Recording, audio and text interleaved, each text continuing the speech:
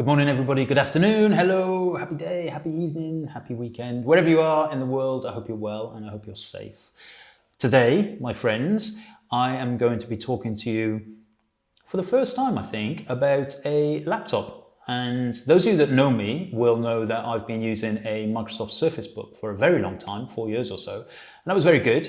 And I like that laptop. However, during the problems, let's just call them problems, that we've had over the last 6 months or so, I found myself working from home, as a lot of people have, a lot. And I had my big studio machine at home in the living room, and it was fine, you know, but the kids were playing on it, the dogs were licking it, the wife was getting angry about it. So I thought, hang on, I need to deal with this. And the Studio Book, the Surface Book, the Microsoft device was okay, but it wasn't really giving me the oomph. Yeah, I think oomph is a good word that I needed. And so I used some of my bounce back loan, those of you in the UK will know exactly what that is, to help myself to a new laptop. So I've purchased this myself. It's nothing to do with Dell. I did call them up front because I needed to ask them a few questions. It's not a review copy. I'm keeping it forever and ever and ever, hopefully for a very, very long time because it's quite expensive. And so today I'm going to talk to you about this device, which is the Dell XPS 2015-2020 edition. And I have to say, it's very, very, very beautiful. The version I have is one of the high-end models that you can get, certainly in the UK. It has 64 gig of RAM, it's an i9 processor. It is a power machine, but also it's beautiful. It's a 15-inch laptop, 15.6-inch technically, but actually it feels like it's a 13-inch. It just is so small in form factor, but the screen, that amazing screen, is just so bright and beautiful, and it's, Dell call it a edge-to-edge infinity display, I think is the words they call it. Beautiful, absolutely beautiful. The whole device itself has really, really empowered me to stay at home more and sit in the garden and work and edit and all of those things that I could do with the Surface Book, but it was a little bit slow, a little bit of a chore, kind of a little bit cumbersome. And now I have to say that this machine, this laptop, kind of makes my desktop machine redundant. Even though my desktop machine in the studio here is a beast, this isn't far behind, I have to say. I'm really, really looking forward to when weddings come back, mostly because I want to get paid again. But I'm really looking forward to being able to just take this out when we're having a break and get on with some proper editing. I could always do it on the Surface Book, but it was slow and the importing from the cards was slow. This machine really does have everything that I need as a photographer and as a creative. Even though this is a relatively pricey laptop, I feel Dell have created something beautiful here. I last had a Dell laptop about 10 years ago, and whilst functional, it was really not very beautiful. This laptop looks amazing with its platinum silver case, carbon interior, and almost razor thin edges. You start to really understand the craftsmanship in this as soon as you take it out of the box. Even though it's a 15.6-inch laptop, it definitely seems like it's in a 13-inch body. Very easy to open with one hand, fingerprint sensors, Windows Hello, touchscreen, all of that good stuff. Very easy to just slip into the bag and off you go. Really, really well designed laptop in my opinion. The interior is also a work of art. You get a standard layout, which is not cramped and very easy to type on. The keys appear bigger compared to my old laptop and definitely more comfortable. The keys responded perfectly with great travel and just the right amount of tactile feedback. I'd say Dell has used the keyboard space very, very smartly. Of course, there is rear key lighting for when you need it. And my only real niggle is I'd say that the fingerprint reader is perhaps where I would expect to have the backspace key. I've pressed it many times, meaning to just delete some text. The carbon style palm rest is huge and works really well as a resting place for the palms. It can get a little bit warm when the machine is under pressure, but nothing too concerning. Now moving on to that huge trackpad, and it is massive, perhaps even a little bit too big. It's a glass surface and supports all the right and left click and multi-gesture features you would expect.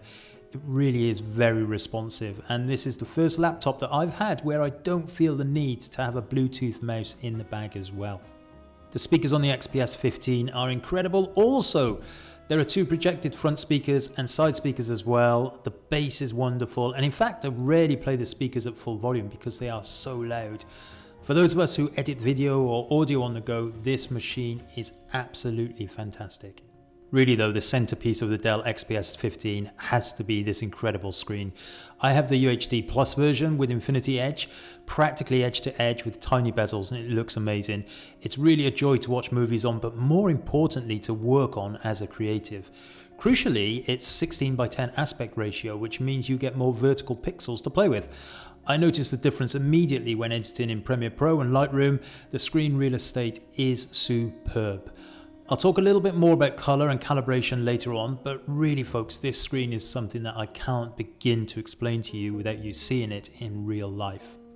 Okay, so let's talk about ports and input-output.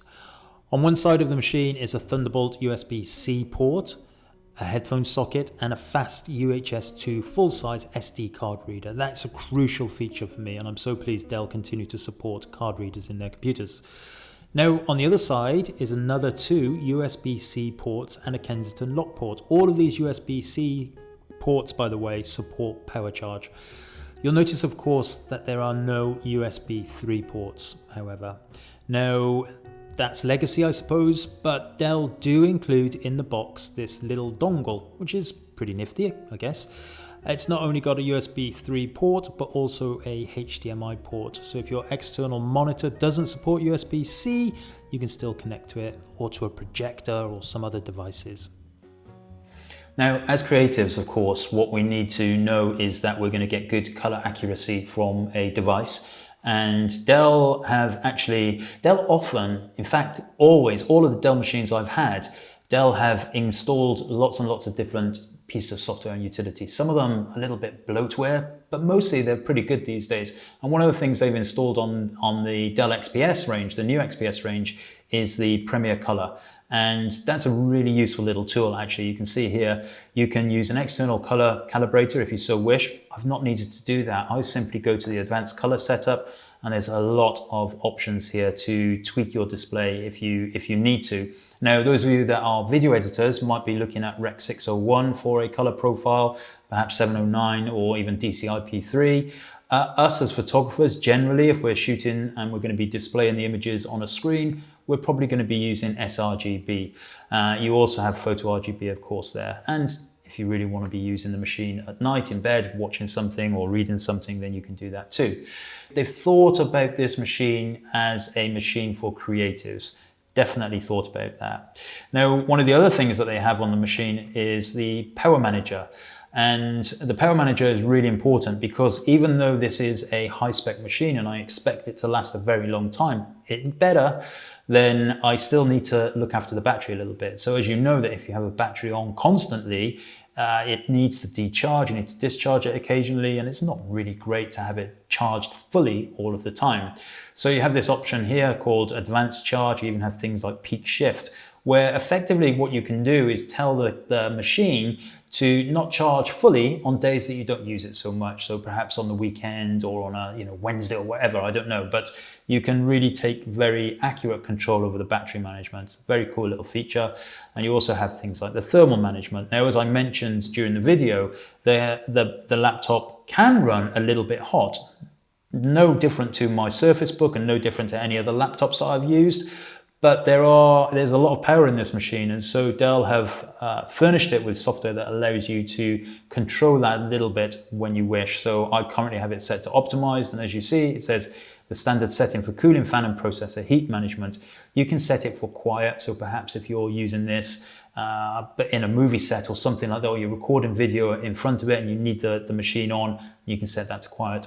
Ultra performance will make the machine faster, even faster, but you will run the chance of it running a little bit hot, and also the fans will kick in a little bit more often. Okay, so most importantly, I think what we all want to see is how does the machine behave in terms of Premiere Pro and in terms of Lightroom. Okay, so let's kick up Premiere Pro. Okay, so we're in Premiere Pro, and what we have here is an entire movie, if you like, that I've created over the summer. There's a band in Malmesbury called the Long Players. Very, very cool. I'll link to them below. And they recorded an entire Nirvana album, the Unplugged album, in its entirety with a little bit of documentary stuff going on in between. Very cool to be involved in that little project, gave people a little bit of stuff to do during the summer. And I have all of the songs here, each individual one. So each song has multiple cameras. Each one has audio from the sound engineer. There's roaming cameras and a sequence, of course. So what we have here is a 5 minute or just maybe 3:45, something like that, clip with audio, multiple levels of audio, the video, the transitions. I've got transitions on the timeline. I've got an adjustment layer, which is doing my color grading and various other things. So in terms of scrubbing, as you can see, I'll just move through very quickly. Perfect. Now I'm not playing the audio because it might get me in a little bit of hot water in terms of YouTube copyright, but so I'm just scrubbing through very, very quickly, and you can see that it's having really no problem with that whatsoever. Now this entire film, we made it and I edited it entirely on this laptop, like entirely, just at home, sat down, sometimes in the garden, sometimes on the living room sofa. Brilliant.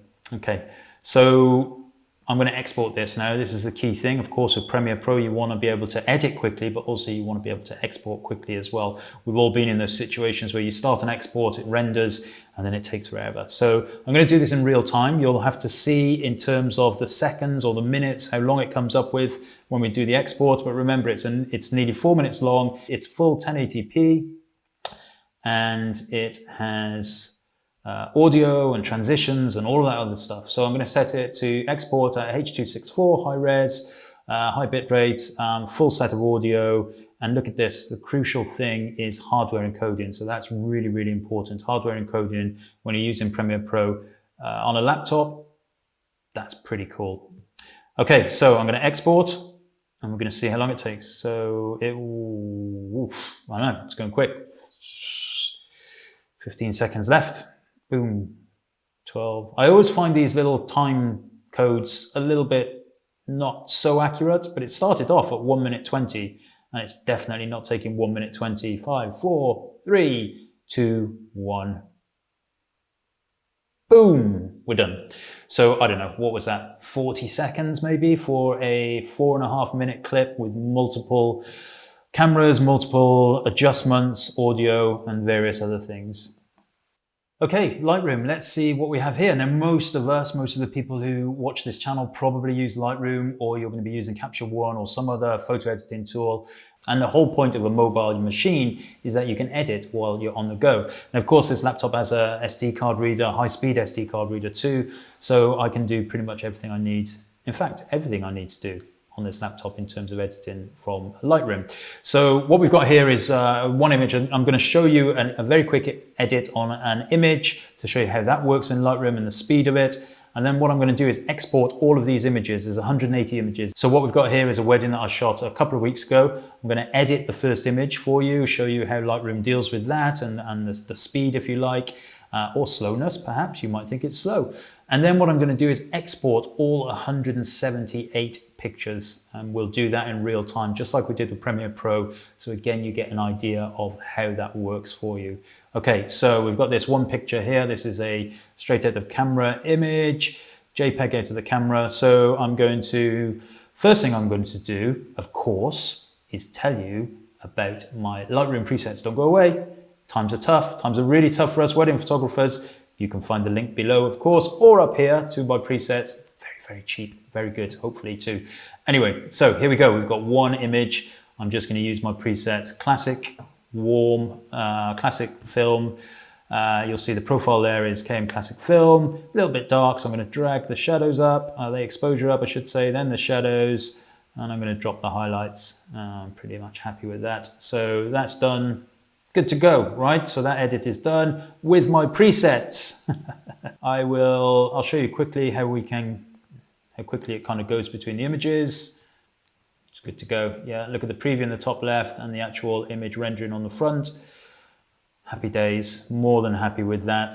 So let's do it, right? We've got 179 images. File, export. I am going to put them in a new folder. We'll just call it export. These are going to be high-res images. export again. And we're going to rename them on export. They're full-size JPEGs. I'm not going to resize them. I'm not going to sharpen them because they're fine for that. And these images are all shot on Fujifilm X100V or an X Pro 3. So reasonably big files, 26 megapixels, etc., etc. And let's go. What you might find when we press export is you might possibly hear on my microphone, the fans kick in a little bit, maybe. Right now they're not, I can't hear the fans at all. So it's going through, it's maybe, I don't know, a quarter of the way through right now. 179 images. 50%. Who's counting? Did anybody count?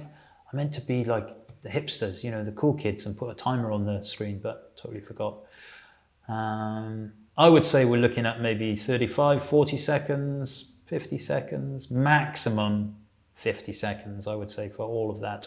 So 179 images, exported, done, dusted, all good. All right, so there you go. It's not a sales pitch. I'm just telling you about this new laptop I've got, and I know that lots of people are umming and ahhing about this laptop. I love it. I think the performance of the machine is absolutely incredible. It's a beautiful machine. It's small, it's light, it's easy to use. That trackpad is beautiful. Most importantly, though, that screen is absolutely incredible, like absolutely beautiful. Watching films on, editing, Netflix, working, general stuff, it's just gorgeous. Now, as I alluded to, there have been a few little issues with this machine for other people. I've not had any of them. And the reason why I called Dell was because I wanted to double check if I was going to be spending that kind of money that I would not have any problems with it. One of the problems that I read a lot about was the trackpad and it being a little bit loose and clicking in the wrong places. So I spoke to Dell and they said that that had been a problem in the very, very first batch of laptops, but they rectified that. That's not a problem at all now, and it certainly hasn't been a problem for me. One of the other things I read a lot about was the fingerprint sensor not working. Works fine for me also. All right, that's the Dell XPS 15 2020 edition. I love it. You may not love it, but I think you probably will, especially if you are a photographer or a video maker or anything like that. It's amazing. Better last me a long time though.